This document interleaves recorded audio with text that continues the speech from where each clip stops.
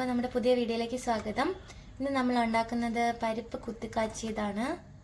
അപ്പോൾ അതിന് വേണ്ടിയിട്ട് പരിപ്പും ഉപ്പും മഞ്ഞൾപ്പൊടിയും കൂടി വേവിച്ചെടുക്കണം കുക്കറിൽ. അപ്പോൾ ഇതിൽ ഞാൻ പരിപ്പും ഉപ്പും ഇട്ടിട്ടുണ്ട്. കുറച്ച് മഞ്ഞൾപ്പൊടി കൂടി ഇടാം.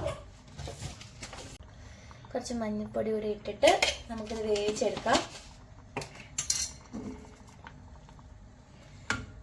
അപ്പം നമ്മൾ പരിപ്പ് വേവിച്ചെടുത്തിട്ടുണ്ട്. ഇനി വേറൊരു പാൻ ചൂടാക്കിയിട്ട് അതിലേക്ക് കുറച്ച് എണ്ണ ഒഴിച്ച് നമുക്ക് ഈ സാധനങ്ങളൊക്കെ കുറച്ച് വരട്ടിയെടുക്കണം. ഇത് കറിവേപ്പില, ചെറിയ ഉള്ളി, വെളുത്തുള്ളി ഇത്രയാണ് ചതച്ചത്. നമുക്ക് എണ്ണയിലിട്ട് വറുത്തെടുക്കാം. അപ്പോൾ അതിനായിട്ട് കുറച്ച് വെളിച്ചെണ്ണ,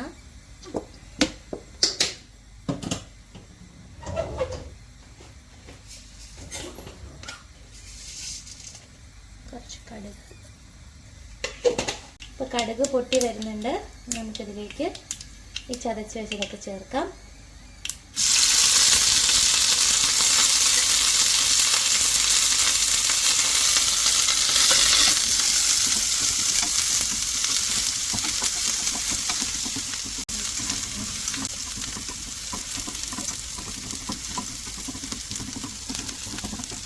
അപ്പോൾ ഇത് വഴണ്ട് വന്നിട്ടുണ്ട്. ഇത്രയും മതി.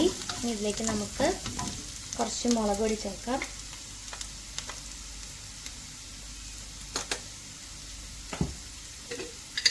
പിന്നെ കുറച്ച് ചതച്ച മുളക്.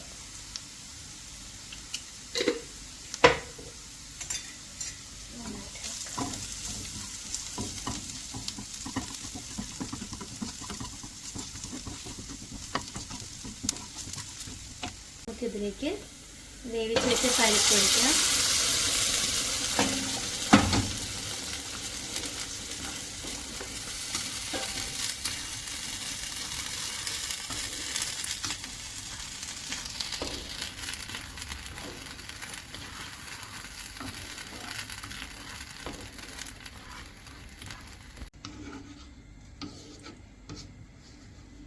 അപ്പം നമ്മുടെ പരിപ്പ് കറി റെഡി ആയിട്ടുണ്ട്. ചോറിൻ്റെ കൂടെയൊക്കെ നല്ല ടേസ്റ്റാണ്.